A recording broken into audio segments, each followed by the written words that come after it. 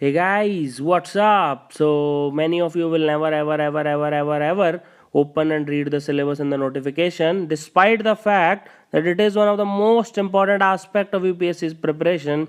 So I thought why don't I share the syllabus with you.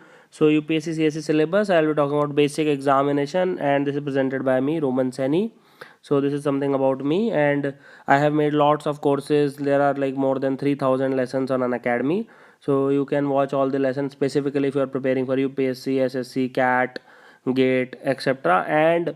And you can also learn how to like become good at English. So you can follow me on an academy on this link, and like improving your willpower and whatever.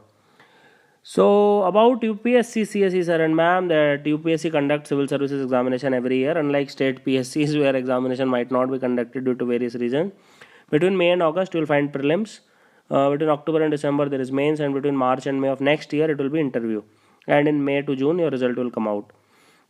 Now, one of the most well-known posts are IAS, IPS, IFS, IRS. Among like there are approximately 20 posts. Now, exam is conducted into two stages. One is civil services preliminary examination, which is an objective type examination, meaning by it is an MCQ based examination where you need to get like select the right answer. And the second stage, there is no third stage. Second stage is main examination. This is qualifying, and this is like determining your rank and merit. It includes written as well as interview aspect. Now, civil services preliminary examination, which is objective type, it basically contains two papers. One is paper 1, another is paper 2, and it contains maximum of 400 marks. Okay, so paper 1 contains 200 marks, paper 2 contains 200 marks. So it will never ever determine the final order of merit. So there is no point of studying too much for prelims. Very focused. It is absolutely qualifying in nature. No matter if you get 400 out of 400, still you will be equal among the 15,000 people who appear for prelims. Now paper 2 is further qualifying in the qualifying. That is, there is no evaluation of paper 1 if you fail in paper 2, and you need 66%, 66 marks out of 200, that is roughly 33%. So that is the number of marks required in paper 2. It is just a screening test. It is a screening test to determine if you can, your paper 1 should be evaluated, and paper 1 is a screening test to determine whether you should give mains or not. Now those eligible, approximately 11 lakh point 5 people, 11.5 lakh people filled the form this year, and only 15,445 will be giving mains. So, and out of 7 lakh people who appeared in prelims, so you can imagine the cutoff will be approximately 111, 112. Now CSE prelims paper 1, it is the syllabus. This is very important. Can you see how the syllabus starts? It starts with current events of national and international importance. Now mains also is completely focused on your current affairs these days. 70% of all the mains paper, they are asked from current affairs, either directly or indirectly. Even historical questions are asked based on current affairs. For example, if it is 50th anniversary of non-line movement, you might see a question on that. So it is becomes very important that you follow daily summary of Hindu, which we provide you daily, and PIB also we are starting soon. You need to focus if summaries are provided, like for example Kurukshetra, otherwise it's not worth it to read it, but if a summary is provided in 20 minutes or 30 minutes, then it becomes very good, something like that. Then second is history of India and Indian national movement. Now it is again very important. It mainly talk about Indian national movement, that is where the question comes from, and art and culture. Then India and the world geography, and like questions appear both from Indian and world geography. Physical, social, economic geography of India and the world, all of that are asked.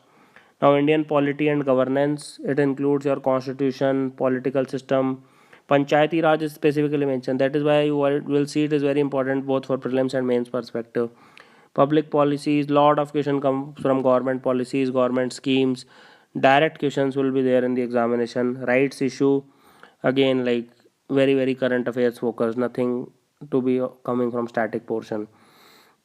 Then let's further discuss economic and social development, sustainable development, poverty, inclusion, demographics, social sector initiatives.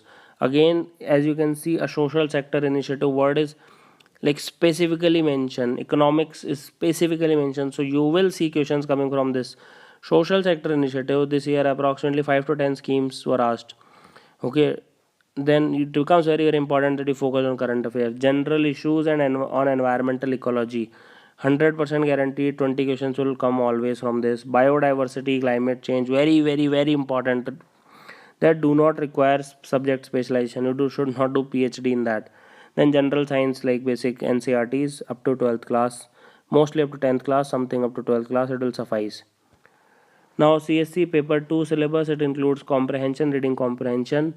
Half of the paper comes from this, approximately one third to half. Then interpersonal skills including communication skills. Then logical reasoning, analytical ability, you'll find 5 questions sometimes. Decision making, sometimes they ask, but they did not ask this time. And problem solving. General mental ability, like basic 1 or 2 question here and there. Now basic numeracy, it includes class 10th level. Again, can you read class 10th level English language comprehensive skills? Always they ask up to class 10th level. Numbers, relations, order of magnitude. Now data interpretation also, it is not cat level very hi-fi. No, it is just basic class 10th level. Charts, graphs, tables, data sufficiency. All this is just merely up to class 10th level. So you need to focus on the fact that it is only up to class 10th level. So even if you are very weak, you should not start reading 11th and 12th class NCRTs. Just go through previous year question paper, you will qualify. Now civil services main examination, it includes written and interview. So for a total of 2025 marks, it is there 7 paper. Does not require any specialized study. Again, it is very very generic. Half of the things will come from Hindu, Yojana, PIB, etc. Now it will test candidates basic understanding of all the relevant issues, ability to analyze and take a view on conflicting socio-economic goals, objectives and demands. This is very important. What is your opinion? What is your view? How do you analyze it? And what is your view? Okay, so main examination, it consists of 2 qualifying papers. That is, one is English compulsorily, other is Indian language. Usually 50% of people take Hindi, but people take Tamil, Marathi, etc. Now 7 papers are considered for merit. Now qualifying papers are 300 marks each, like English, Hindi, Telugu, Tamil, Kannada, and with 25% marks eligible for qualification. So it means you need to have at least 75 marks. 10% of the people who appear for mains fail in this examination. Now there are 2 qualifying papers. Paper 1 on Indian languages, I have already spoken, the scheduled Indian languages, and paper B on English. Now mains examination, like I'll just go through the brief in this particular lesson. We'll be talking about brief, but it is huge syllabus, huge. And in next part I'll be talking about that, and then we will be talking about 65th annual report, which president submits, UPSC submits to president.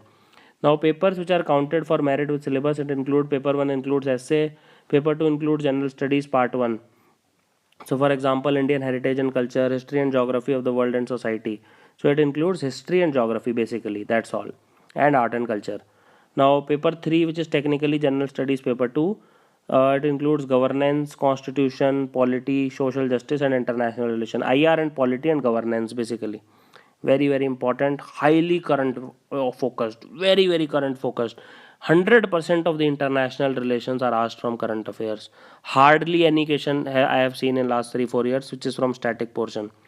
Even like when IK Gujral sir died, that is why the question like was surrounding that. So can you imagine, like even like that was based on current affairs. Paper 4 general studies paper 3, so it includes technology, economic development, biodiversity, environment, security, disaster management, etc. Then the syllabus continues, like paper 5, which includes general studies paper 4, that is ethics, integrity and aptitude. Paper 6, it includes optional subject paper 1, whichever optional subject you choose, it may be there, may not be there. There is only one optional, but there are 2 paper for optional. And paper 7 finally includes optional subject paper 2, like whatever you choose. So like don't start your reading optional right now, it may not be there next year, but anyway, let's not jump the gun and till April, like don't focus that much, but let's see where it goes. So next part I'll continue discussing the syllabus of the mains examination and interview, personality development. So thank you for watching this lesson. Have an awesome day.